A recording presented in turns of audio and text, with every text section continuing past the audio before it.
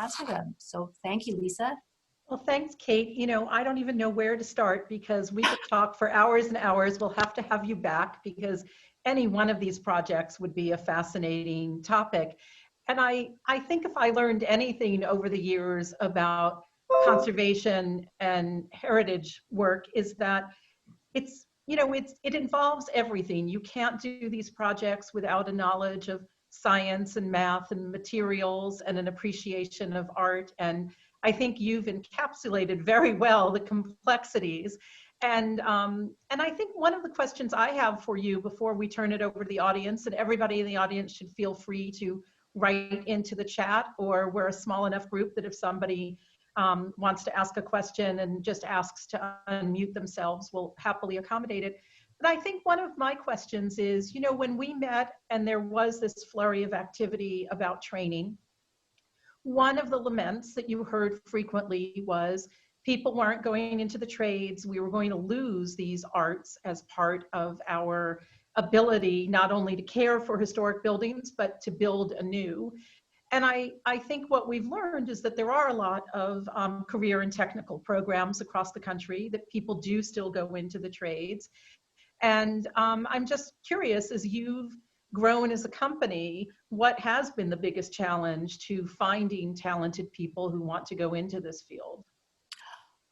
It's a big challenge, and we are very fortunate that many of our employees actually bring their sons, fortunately it's all sons so far, but into the company. And so I would say 4 of our employees, their sons are 3rd and 4th generation with our firm. And so we are very fortunate in that sense. And many of them have master's degrees. So it's something where if you've been exposed to it, then you sort of have the respect, the love, and the sense of the beauty of it and the permanence of it that that people can find very inspirational. And so that's really how we've grown most of our new employees, so to speak, or next generation, just like with the Bess and myself and my sister Sally and my sister Meg. And I don't know if I mentioned, but Meg runs the monument division for us, our founding division. And we're so fortunate to have her. She's such a wonderful, compassionate person, which is a critical part of that area. And so as I was saying, it's a sense of feeling that you identify with what you do. Now we do have some newer, younger people that we've gotten, but they tend also to have been from a family, maybe they've just moved to New York, but from a family that was in the building industry. So the industry seems to be feeding itself from within in our experience. Well, that's great. And I have one more question for you. Since one of the images you put up was the Columbia building, which is a relatively new building.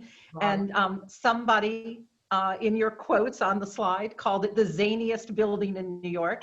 And you can see what an incredibly complex jigsaw puzzle it must have been from an engineering standpoint to build such a dramatic building. So we live in a harsh climate, and obviously you know the construction side as well as the conservation side. So when you design a building like that and you're involved in the fabrication of it, what is the biggest conservation challenge you think the building might have in the future? Right. Well, one of them is the fact that each piece is a unique piece. And so would be hard when you were replicating them without, having that piece to work with. And if it's deteriorated, it would make it more difficult to replicate it, other than with the original drawings, which you hope be around at that time, and that's not always the case. So I think that the replication of each of the units would be, to some degree, a difficult problem. Fortunately, the materials that are used, such as stainless steel anchors and things of that nature, are preventive in terms of deterioration. They're sort of self-preserving. But then again, it's really hard to tell. I mean, everyone thinks they've solved the problem, so it's hard to say, well, what will the problem be? And if you knew what the problem would be, theoretically solve it. But I think an understanding of how it was built, and the skills that went into that. For example, for us, we had to do on-site anchor fabrication.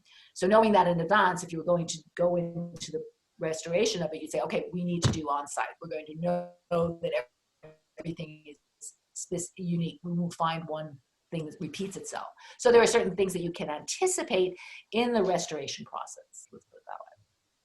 Well, that's great. Well, we don't have any questions in the chat, so you've left everybody speechless. And I am in awe of the body of work the firm has done, because it really spans, every conceivable building type, and converting stables to a police station, and the way buildings get reused in the cities also take their toll on how the building materials function. And so I can't wait to have you back. We'll have to pick one of the projects and talk about it. But in the meantime, I'm going to thank you profoundly for joining us tonight, and then also wish everybody Buon Natale, and see everybody soon. Thank you, Lisa. Buon Natale. Bye-bye.